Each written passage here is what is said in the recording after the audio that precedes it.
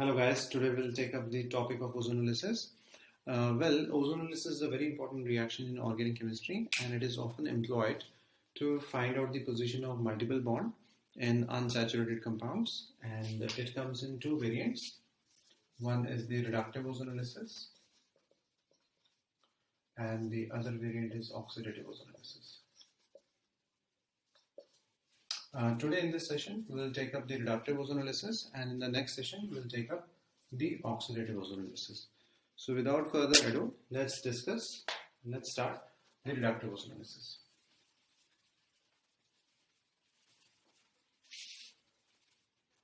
Let us say we have a general alkene of this type.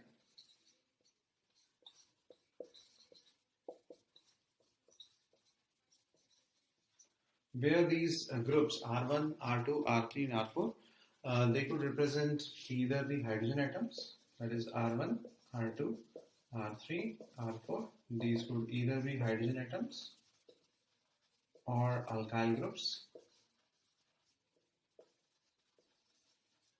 And we'll be treating this particular alkene, the general alkene, with ozone in the first step. And the next step will treat the product of the first stage or the first step with a reducing agent such as zinc and water. And the result is the splitting of this compound into two parts, that is R1 C double bond O R2 and plus R3 R4 C and double bond O. Okay. And depending on the nature of these particular groups, R1, R2, R3 and R4, we will end up either with aldehydes or ketones. Okay.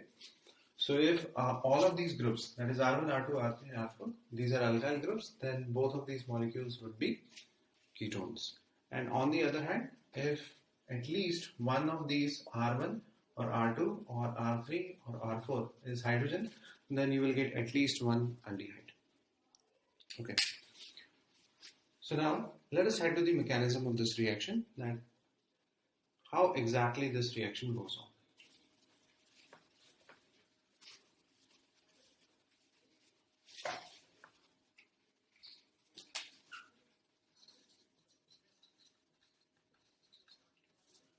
In order to better understand the mechanism of this reaction, we first need to understand the structure of ozone a little bit. Well, ozone O3 consists of 3 oxygen atoms, and the central oxygen atom is double bonded to one of the oxygens, and with the other oxygen atom we have a coordinate bond. So the ozone molecule looks like this: a double bond over here, normal double bond, and a coordinate bond over here, with this oxygen atom pretty rich in electron density, and therefore when we bring the alkene molecule in its vicinity, a rearrangement takes place. The point being that this oxygen atom, which is rich in electron density, it repels the pi cloud, and this pi cloud moves on to form a sigma bond over here between this carbon and this oxygen atom, and a lone pair over here. This forms a sigma bond between this carbon and this oxygen atom, and this pi cloud moves on to become the lone pair on this oxygen atom. So all in all, the result of this reaction is the formation of molozonide, which will look like this. So we'll have R1, C, R2, carbon, R3, R4, and here you get this particular ring, with this oxygen atom now having 2 lone pairs. And this particular species is what we refer to as a molozonide. However, molozonides are not stable because of the presence of 2 peroxide linkages. So peroxide linkages are very unstable because of the lone pair repulsions. You will have plenty of lone pair repulsions here, and these repulsions make this molecule very, very unstable. Also noteworthy is that during this particular step, the pi bond has disappeared. Now in this species molozonide, you will not see a pi bond. In the next stage, since these peroxy linkages, there are two peroxy linkages which make molozonides very unstable. So this molecule rearranges and converts itself to an ozonide. So let's see what exactly is an ozonide.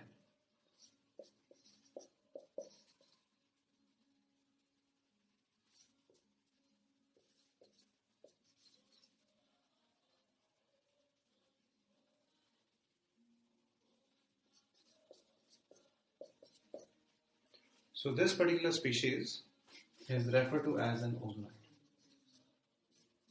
And in this species, it is noteworthy that there is no sigma bond between these two carbons.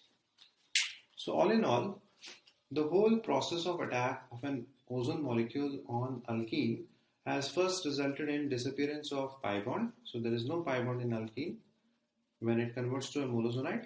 And when the molozonide rearranges to an ozonide, even the sigma bond disappears. So very, very important to take a note of it, that how these bonds between the carbon atoms have disappeared, starting from alkene and to ozonide, where there is no sigma bond between these two carbon atoms.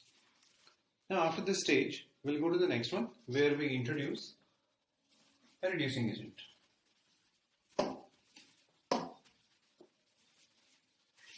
So the starting of the next stage is your ozonide.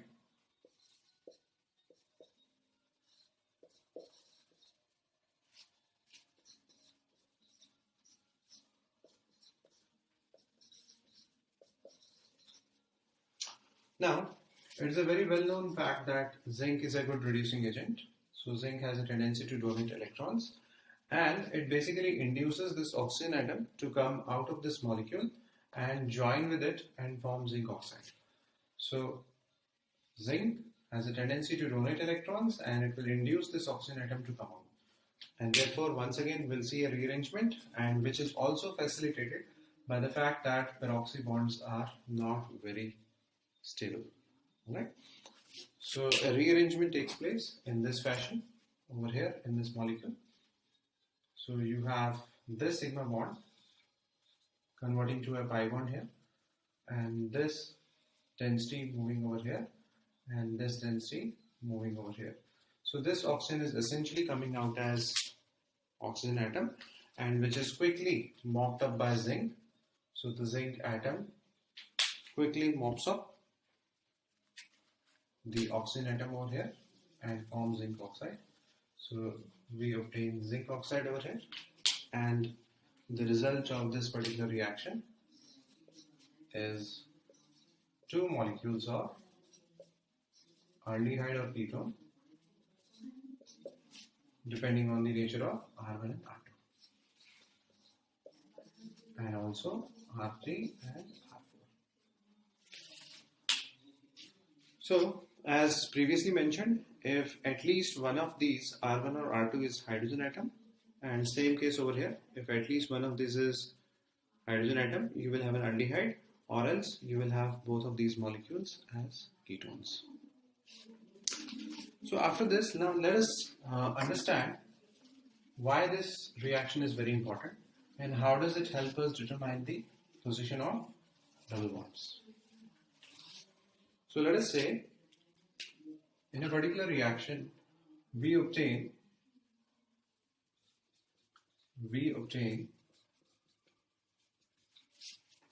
these two as the products of ozonolysis.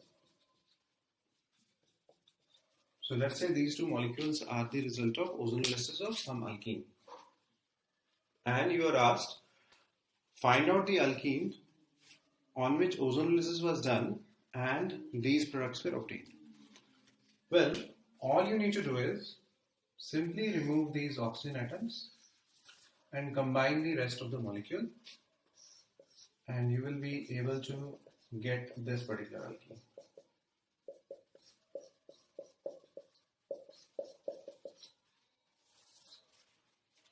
And that means we are able to determine the position of double bond, and we can clearly see which alkene was the starting point of ozonolysis. So it's as simple as that. Simply remove these oxygen atoms and combine these carbon atoms once again with double bond, and you will be arriving at in the particular alkene.